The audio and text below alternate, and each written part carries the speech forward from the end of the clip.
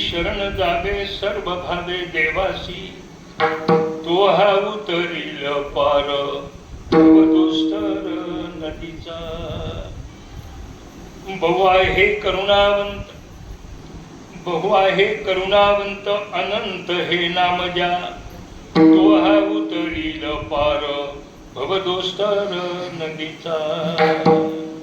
तुका म्हणे साक्षी आले, तुका म्हणे साक्षी आले, तरी केले प्रगट, तो हा उतरील पार भवदोस्तर नदीचा. विठ्ठला विठ्ठला विठ्ठला विठ्ठला विठ्ठला विठ्ठला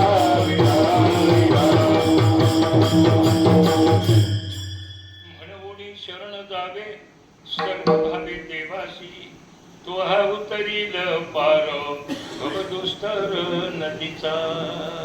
पांडुरंगा करू मन मन मन मन मन दुसरी करण संताजिया, दुसरी करण संताजिया. पांडुरंगा करू मन मन मन मन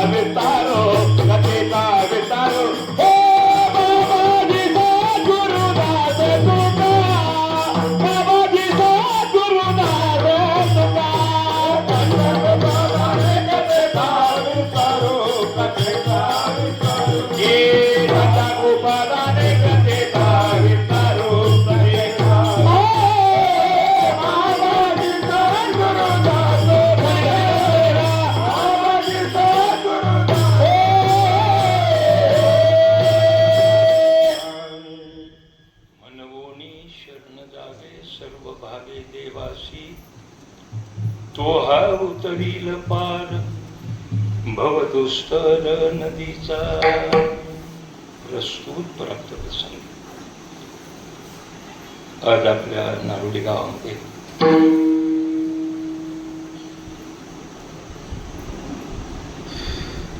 फार मोठ्या परंपरेनुसार अधिक मास उत्साह निमित्ताने या ठिकाणी हा साजरा होत असणारा 1 महिन्याचा हा कार्यक्रम स्वानंद सुखनिवासी सातबाबा वायकर, ब्रह्मजी पंढरी बाबा डेरे, सातबाबा पंडित माधवबाबा गोडेकर, विठ्ठल महाराज बासुडे गुरुजी यांच्या कृपाशीर्वादाने ज्ञानेश्वर महाराज भिडे, निवृत्ती महाराज भिडे, दत्तात्रय महाराज नाईक यांच्या मार्गदर्शनाखाली तसेच समस्त ग्रामस्थ मंडळी नागरी यांच्या सहकार्याने आणि या ठिकाणी हा सुंदर अशा प्रकारचा 1 महिन्याचा महोत्सव आणि या ठिकाणी साजरा 1 महिनाभर कार्यक्रम करता यावं सोपं नाही. आम्हाला 1 दिवसाचं जीव आहे परंतु 1 महिनाभर या ठिकाणी अतिशय 13 वर्षांनी येणारं एक पर्व आहे आणि अतिशय धर्मकर्म करण्यात असे फार मोठा अवसर आहे माणसाला. आणि म्हणून काय संगव करुणाच्या काळासारखं पुढच्या अधिकापर्यंत आपण राहतोय किंवा करतो, कारण की आपले दिवस जवळ आलेले ते आताच नाही कळायचे. ज्या वेळेला ते दिवस समोर उभे राहतील ना मग त्यावेळेला आम्ही सावध होणार.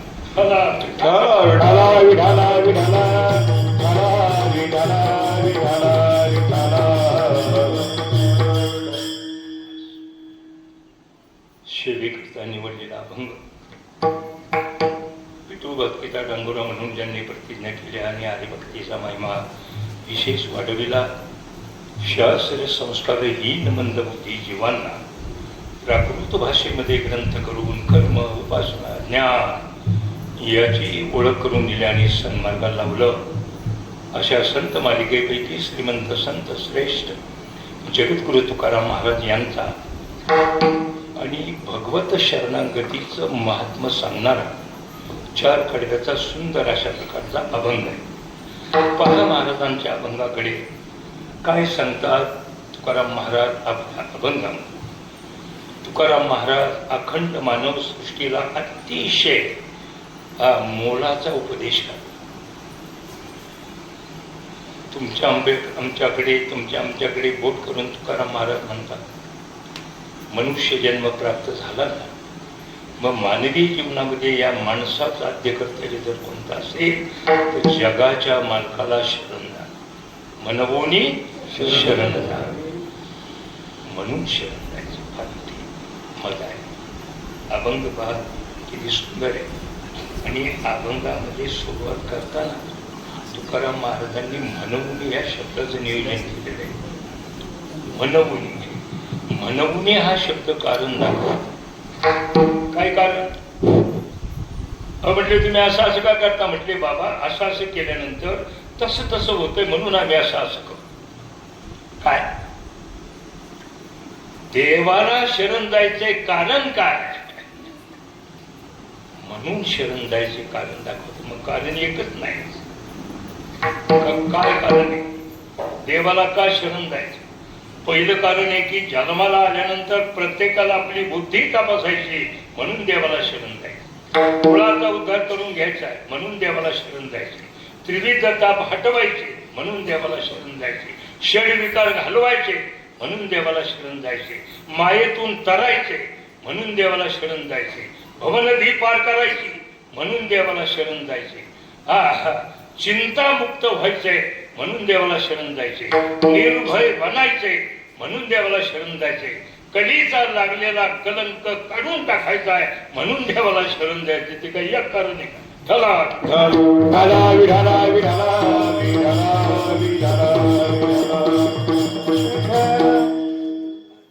आहे बाबा. कीर्तन म्हणजे कार्यक्रमाचा म्हणजे केवळ टाइमपास म्हणून नाही.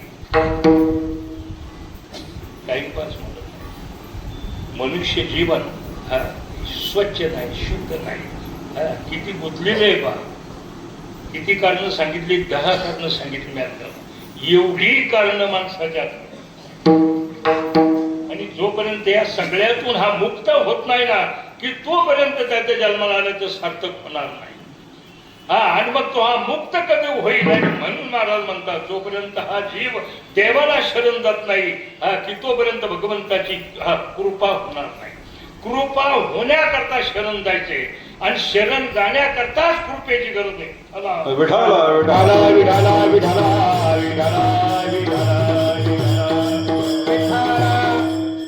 जगामध्ये 3 गोष्टी दुर्लभ आहेत आणि 4 गोष्टी सत्य आहे. 3 गोष्टी दुर्लभ आहे. मनुष्यत्व, मुमुक्षत्व, महापुरुष संशय. जगामध्ये दुर्लभ पहिली गोष्ट मनुष्य देह दुर्लभ आहे. दुर्लभ हो मानुष्यो देहो देही नाम क्षणभंगुरा अथवा ब्रह्म सत्यम. इतका मनुष्य जन्म प्राप्त झाल्यानंतर माणसाला भजन भक्तीची आवड निर्माण होणं हा दुसरा टप्पा आहे. त्याला मुमुक्षता म्हणतात. जन्माला आलेली सगळीच माणसं देवाच्या आली लागतात असं नाही. आता आमच्यात इतकी भांगार आहे काय लागले देवाच्या नादी. मग कोणत्या नादी लागतात? बायांच्या नादी. कोणत्या नादी लागत? देवाच्या नाही लागत. कोणत्या नादी? काय माणसं काय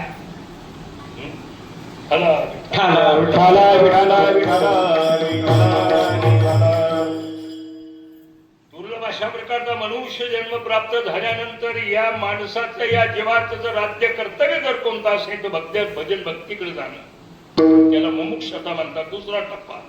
आणि तिसरा टप्पा आहे महापुरुष संश्रय. जोपर्यंत महापुरुषांची कृपा होत नाही की तोपर्यंत माणसाच्या जीवनामध्ये बेडापार होणार नाही. महापुरुषांची कृपा. आणि म्हणून महापुरुषांची कृपा, देवाची कृपा होण्याकरता शरणागती महत्वाची आहे. तुम्ही जर देवाला शरणच नाही गेलं तर कृपा करणार कोण मोकळा आहे? त्याला तर कळलं पाहिजे ना की बाबा हे आपल्याकडे आले. आपल्याकडे जर माणूस आला तर आपण म्हणत असतो काय काम आणलं. तसं कोणी कोणाकडे जायला मोकळा आहे का? काय काम आणलं? जोपर्यंत हा जीवात्मा सर्व भावाने त्या भगवान परमात्म्याला शरण जात नाही की तोपर्यंत भगवंताची कृपा होणं शक्यच नाही. आणि म्हणून जगामध्ये दुर्लभ पहिली गोष्ट मनुष्य जन्म आहे. किती दुर्लभ आहे? नरदेह दुर्लभ जाणारे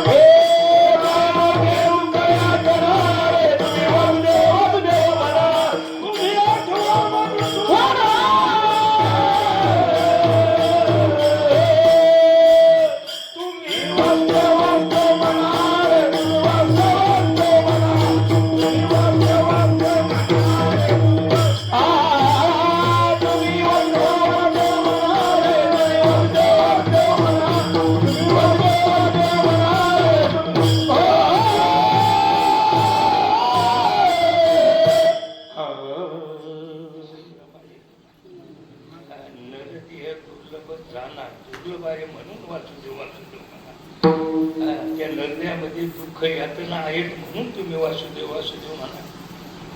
तुम्ही आठवा माणसाचं मनुष्य जन्माला आल्यानंतर आद्य कर्तव्य जर कोणतं असेल तर त्या जगन्यंत्या भगवंताचं चिंतन करतो. चिंतन करतो माणूस. पण कधी लय पैसे आल्यावर चौकाच्या खाली पटत टाकून गावाला मान करतो. पण भाडीतो तो लई गावाला गेलं की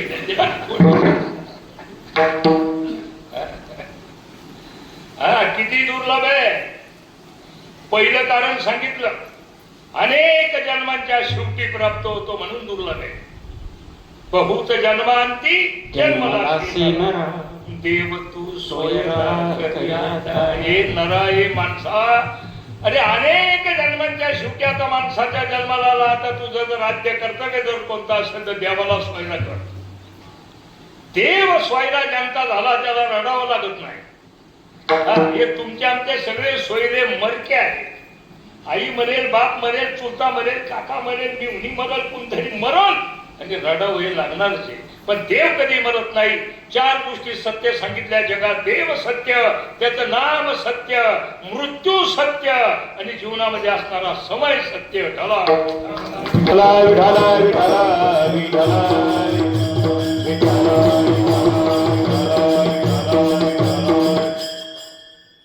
अनेक जन्मांच्या शेवटी बहुत जन्मांच्या अनेक जन्मांच्या शेवटी प्राप्त होतो म्हणून दुर्लभ आहे. 84 लक्ष योनीचं चक्कर पूर्ण करू. 84 लक्ष आकडा बारीक नाही. 84 लक्ष योनीचं चक्कर पूर्ण करून एक एक योनी कोटी कोटी कोटी फेरा आणि मग लागे वारा मनुष्य देहाचा. किती लागता प्रमाण 4-2 दिवसाची आपलं आयुष्य दिले. आणि तिसरं कारण पाप पुण्य समान समित इतपा विजय कर्मभूमी. ज्या वेळेला माणसाच्या जीवनामध्ये माणसाचं पाप आणि पुण्य समान होतं, सारखं होतं, एका रेषेमध्ये येतं की त्या वेळेला माणसाचं वारं लागतं, जन्म प्राप्त होत. मग सांगा पाप पुण्य समान कधी व्हायचं? प्राया हा या माणसाच्या जीवनाकडे पाहिलं तर पापाचीच बाजू मोठी आहे, पुण्याची बाजू कमी आहे. माणसाकडे पाप येतं 4 बाजूने आणि पुण्य येतं फक्त एकच बाजूने. पाप केलं जातं देहाने, पाप केलं जातं वाणीने, पाप केलं जातं डोळ्याने, पाप केलं जातं मनाने. माणसाकडे पापाचे हे 4 प्रभाव आहे. 4 बाजूने पाप येतं आणि पुण्य येतं फक्त एकच बाजूने. कधीतरी कीर्तनाला, कधीतरी कीर्तनला, कधीतरी वादीला, कधीतरी चांगलं बोलणार, कधीतरी. अरे शास्त्र सांगते या देहाने जरी पाप झालं नाही पण वाणी तरी पाप करी. देहानं वाणीनं जरी पाप झालं नाही पण डोळे तरी पाप करतील. देहानं वाणीनं डोळ्यानं जरी पाप झालं नाही पण मन तरी माणसाला कुठेतरी धोका दिल्याशिवाय राहणार नाही. म्हणून या चौकटीतून हा माणूस, हा जीवात्मा सुटणं शक्यच नाही. मग तो कुणी बाबाच आहे मग तुझ्या